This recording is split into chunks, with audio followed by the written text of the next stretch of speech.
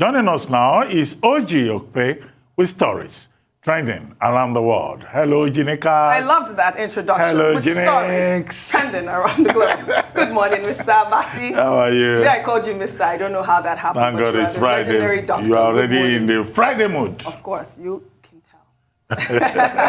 Good morning, Tundu Abiola. Morning, Oji. What's happening this weekend? Oh, you have to tell us, because I am taking you out. No, you're not. Am I included in that invitation list? Not at all. Is it a girls' night out? Good morning, Rufai. Morning, Oji. Good, how are you? I'm all right. At least you're not taking me out for the weekend. No, I am not taking any. So it's not the gentleman. I'm special. Thank you. Well, good morning to you, viewers. Here are some of the stories that are trending across the globe. In the United States, former President Donald Trump has condemned the removal of a towering statue of Confederate General Robert E. Lee in Richmond, Virginia, which was taken down on Wednesday for its symbol of racial injustice. Trump referred to the general who led the South's army in the Civil War as the greatest strategist of them all, and perhaps the greatest unifying force after the war was over. In Afghanistan, a flight out of Kabul on Thursday, run by the Gulf state of Qatar and the first of its kind since US-led military evacuations ended August 30th, evacuated an estimated 200 foreigners. There were 10 US citizens and 11 green card holders on the flight. In North Korea, a midnight military parade in Pyongyang early Thursday marked the 73rd anniversary of its foundation. During the parade, planes flew above the city, firing flares, and paratroopers dropped from an aircraft into the night sky. Supreme Leader Kim Jong-un attended the event, drawing attention because of his apparently slimmed-down figure.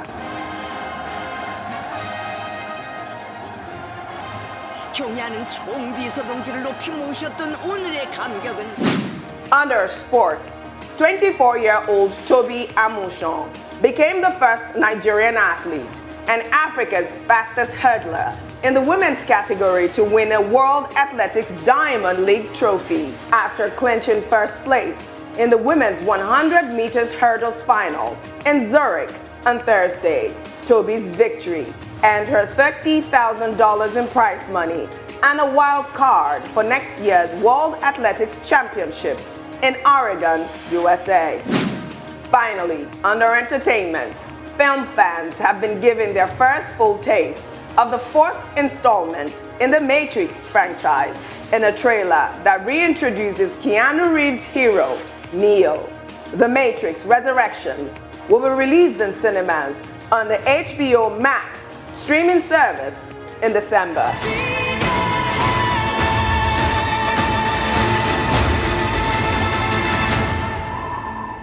After all these years, to be going back to where it all started. Back to the Matrix.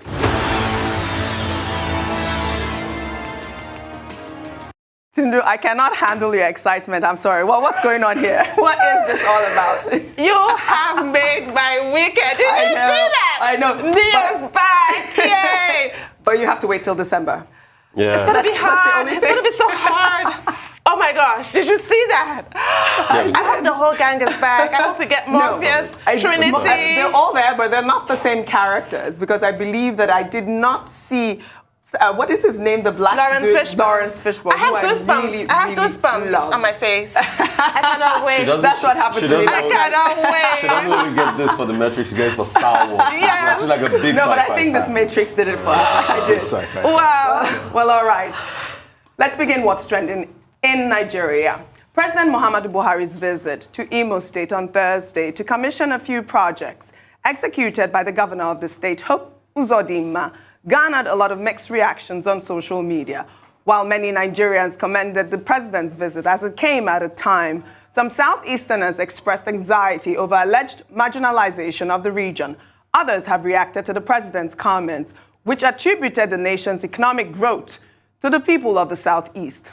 During his meeting with Southeast leaders, the president said the Igbos are in charge of Nigeria's economy and are enterprising, and as such, contribute significantly to the country's economy.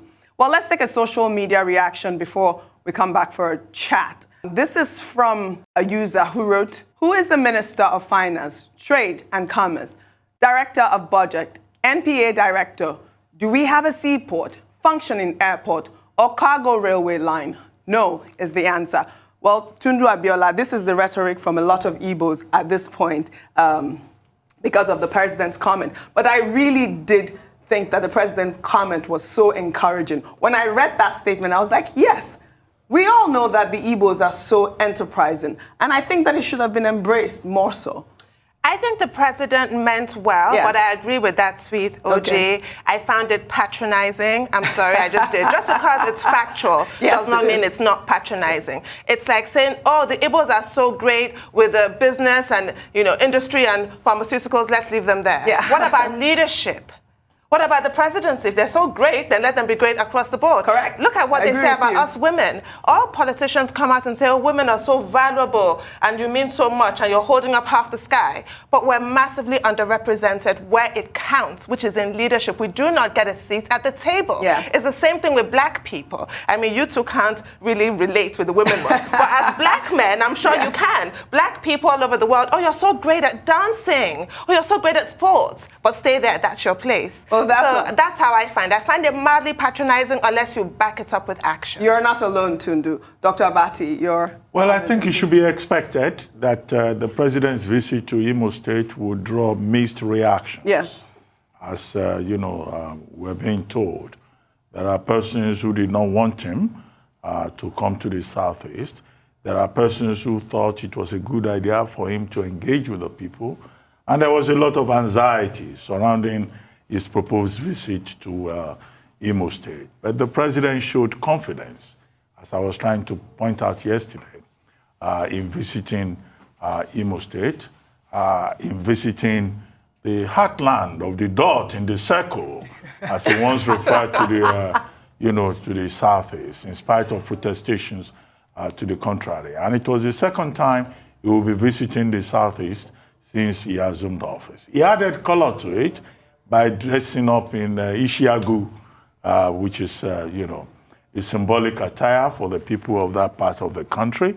Although I've seen a lot of memes, a lot of comments about the tailor that worked on the president's trouser, and why that trouser was struggling between the northern and southern parts of his ankle.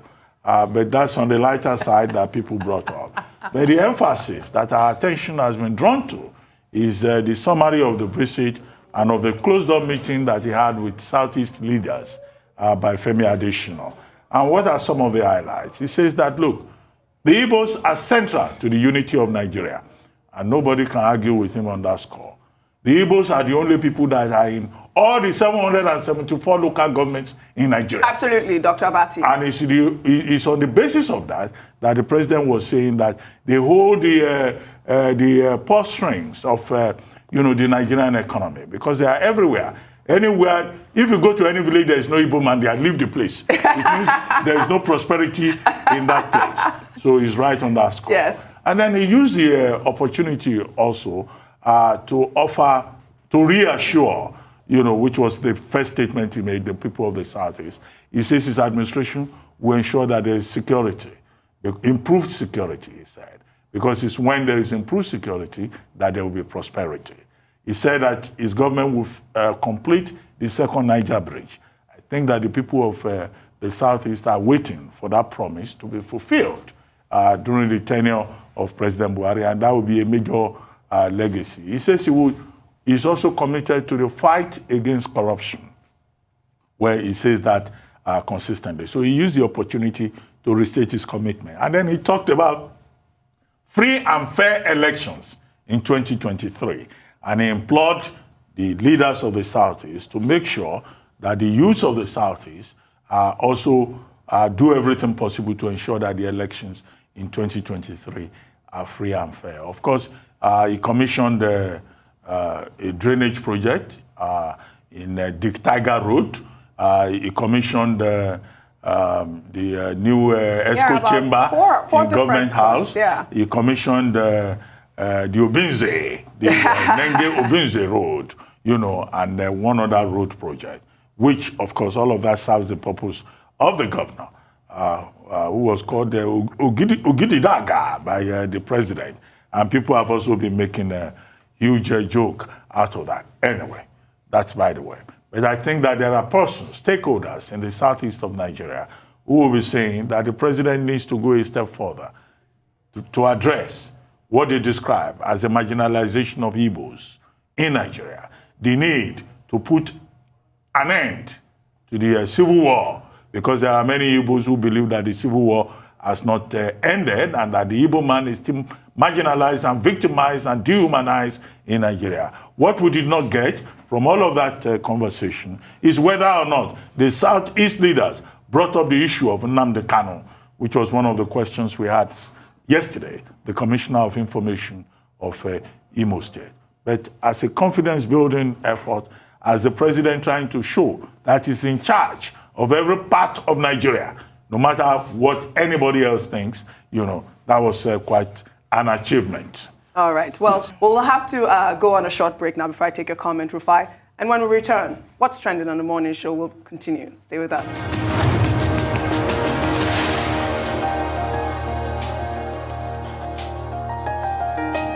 Welcome back to the morning show. We're still on What's Trending. Rufai, before we went to the break, I wanted your quick comment on President Muhammadu Buhari. Number one, please, let's stop patronizing the Igbos. The Igbos are a great people. Yeah. And I can say that over again.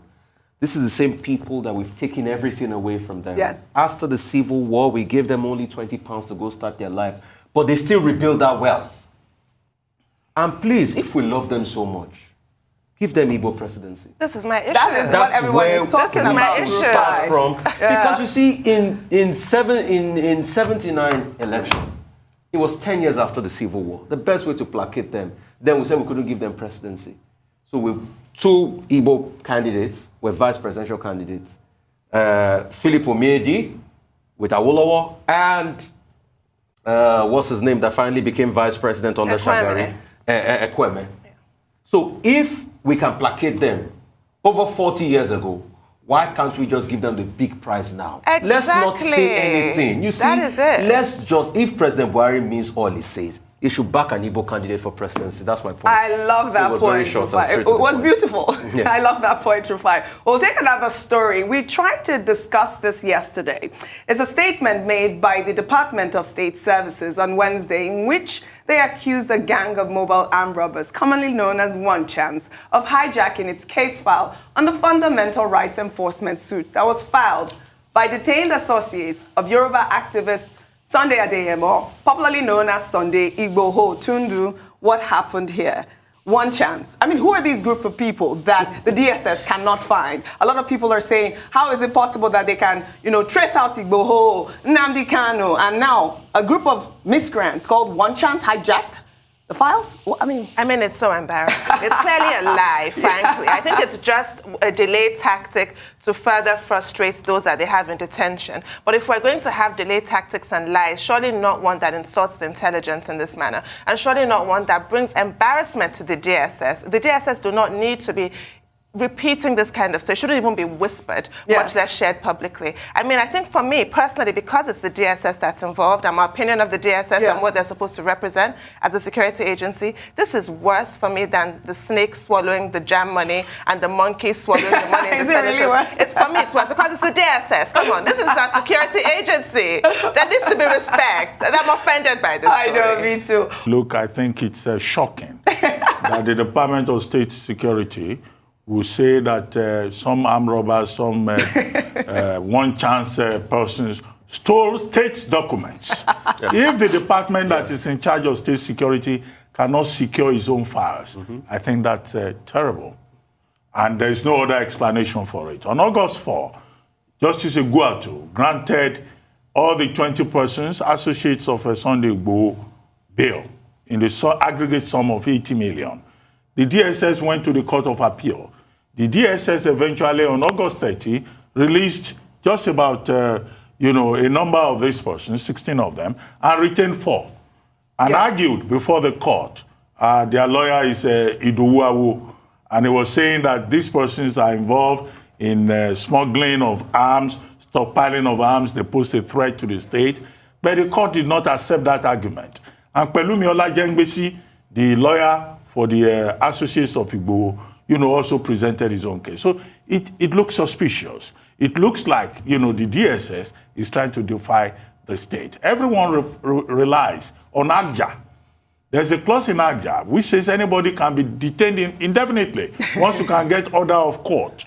But the original purpose of the Administration of Criminal Justice Act of 2015, the last act that President Jonathan signed as he was leaving office, it was signed May 29, 2015, was meant to facilitate, the judicial process. But it's being used, by many of our security agencies to, derail the justice administration process. I think that the DSS should take a second look at this, and I think that the court should put its feet down because those persons have gone to court to ask for the enforcement of their fundamental rights. But it's up to the court to take a decision in due course. Well said, Dr. Abati. We'll take our final story with this video of a young boy whose shocking revelation of a career path has generated a huge debate on social media.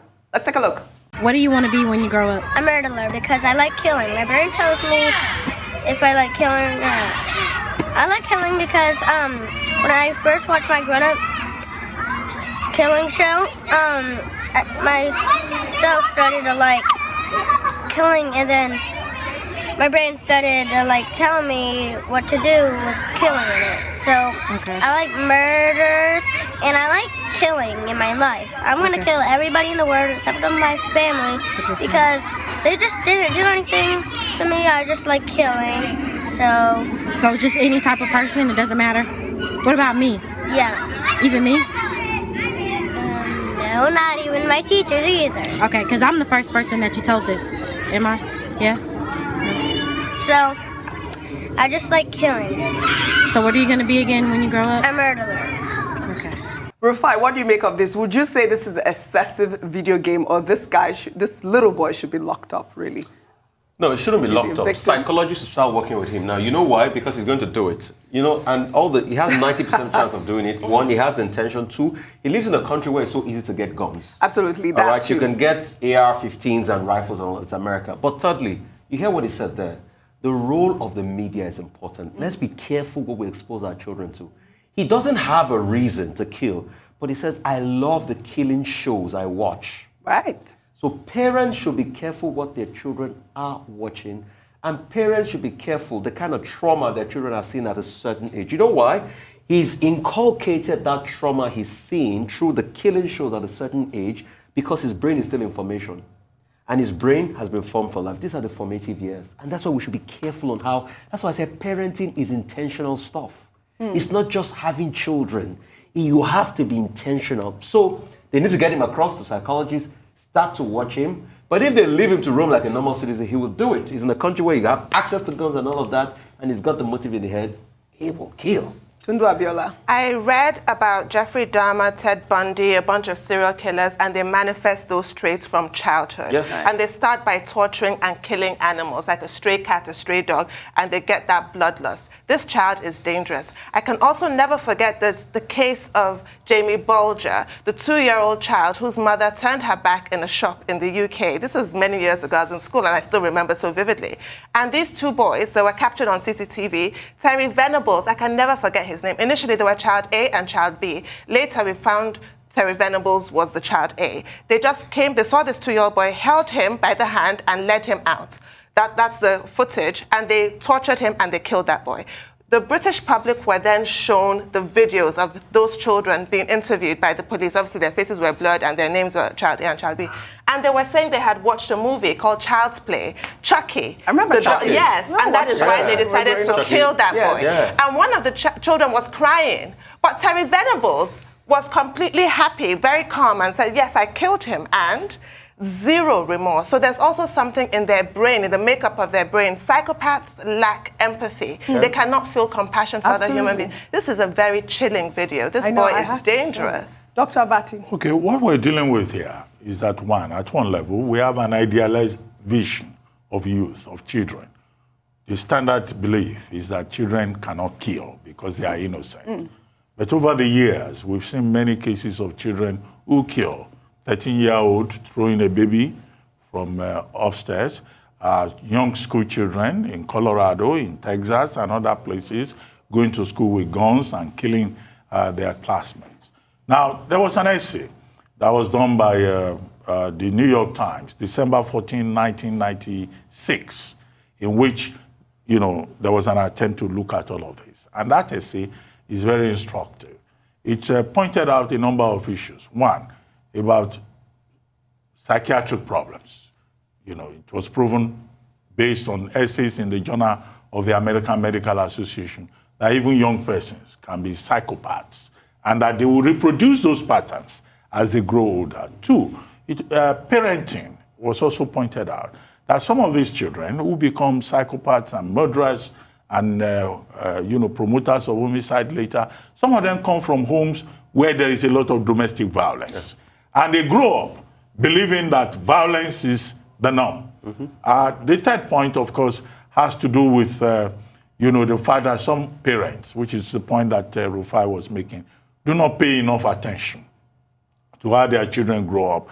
They just abandon them, and these children are nurtured, by other forces within the environment, particularly now that there's a lot of violence in, popular culture. Right. So these are some of the problems. The concept is that of the battering child. The child, who just grows up and he wants to kill. And it's unfortunate that we have this demonstration of a child saying he would love to kill. But he made an exception. He says, except members of his family. Yes. But who knows whether his psychosis will not grow to a level where even members of his family will not be helped. So I think that, he needs help. Absolutely. As has That's the been first pointed out. thing they have to do immediately. They have to take this boy and get him the help that he needs. But like I was saying, I also feel that he is a victim of what we put out there. I really do want to say that. Yes, that too is another very strong argument. Well, that's all I have for you on What's Trending today. I will see you all next week. Ojineka, you've done very well. You too. Except that you are taking only Tundu out. It's a girls' night out. I'm special. And she's special. You can be mad about it. Okay, girls, go enjoy yourselves. Thank you.